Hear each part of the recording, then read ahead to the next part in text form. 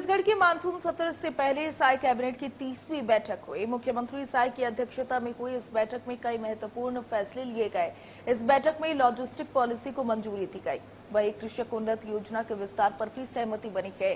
कृषक उन्नत योजना के तहत अब धान की बजाय दलहन, तिलहन, मक्का की फसल लगाने वाले किसानों को भी आदान सहायता राशि मिलेगी। अधिकारी कर्मचारी के लिए सेवानिवृत्त के समय पेंशन भुगतान के बेहतर प्रबंधन के लिए पेंशन फंड बनाने का फैसला लिया गया। पदोन्नति की न्यूनतम सीमा में छूट मिली।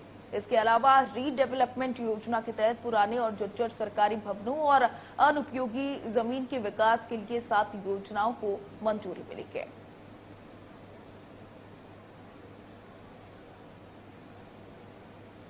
तो साई कैबिनेट की ये अहम फैसले आपको बता रखे। किसानों को बड़ी राहत, अब धान की जगह मक्का, तिलहन बोने के फैसले। सरकारी कर्मियों के लिए pension fund, Chhattisgarh pension fund के गठन को मंजूरी मिली है।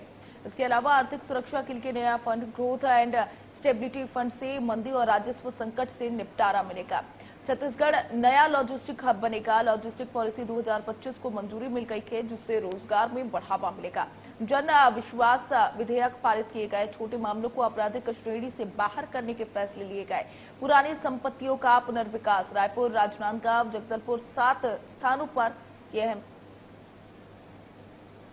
बैठक में सबसे महत्वपूर्ण और अहम फैसला एक बार फिर किसान हितैषी सरकार ने किसानों के हित में निर्णय किया है कि अब कृषक उन्नति योजना के प्रचलित निर्देशों को संशोधन करते हुए इसके दायरे को और विस्तृत कर दिया गया है।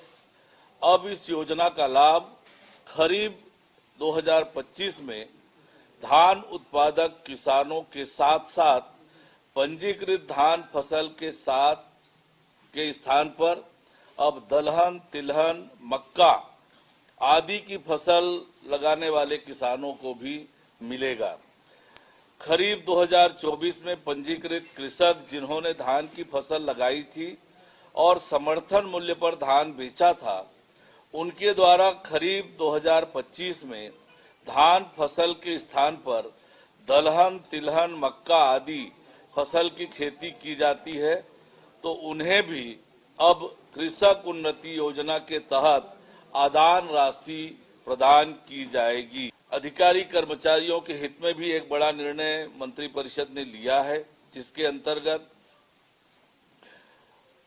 भविष्य में सेवानिवृत्ति के समय पेंशन भुगतान संबंधी दायित्वों के बेहतर वित्तीय प्रबंधन हेतु छत्तीसगढ़ पेंशन फंड के गठन तथा इसके प्रबंधन और विनियमन संबंधी विधेयक 2025 के प्रारूप का अनुमोदन किया गया। मंत्रिपरिषद द्वारा राज्य के दीर्घकालिक आर्थिक विकास और राजकोषीय स्थिरता सुनिश्चित करने के लिए Chhattisgarh growth and stability fund के गठन तथा इसके प्रबंधन और विनियमन संबंधी विधेयक 2025 के प्रारूप का अनुमोदन किया गया।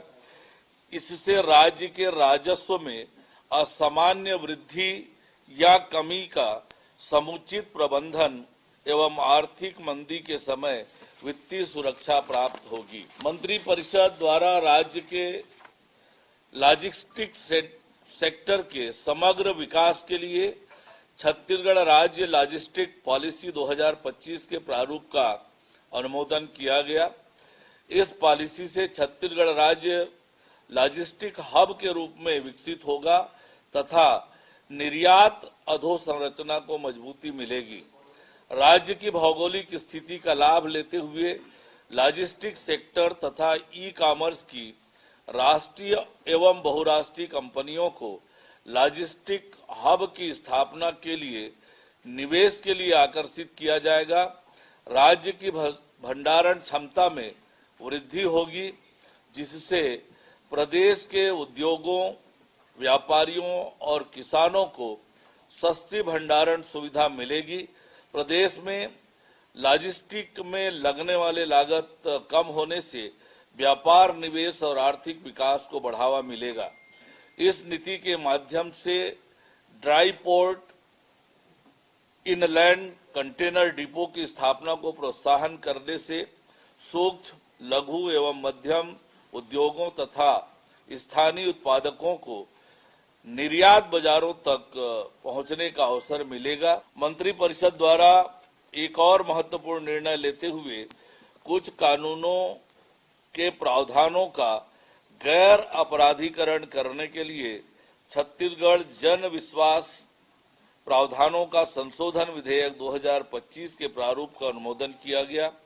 जन विश्वास विधेयक से व्यवसाय व जीवन यापन में सहजता बढ़ेगी, अनावश्यक न्यायालयीन प्रकरणों और उससे होने वाले व्यय में कमी आएगी। मंत्रिपरिषद ने प्रदेश के विभिन्न विभागों, निगम, मंडल, कंपनी, बोर्ड के पूर्व निर्मित एवं जर्जर भवनों तथा इनके स्वामित्व की अनुपयोगी शासकीय भूमि के व्यवस्थित विकास और सदुपयोग के लिए रीडेवलपमेंट योजना अंतर्गत 7 योजनाओं को स्वीकृति प्रदान की है।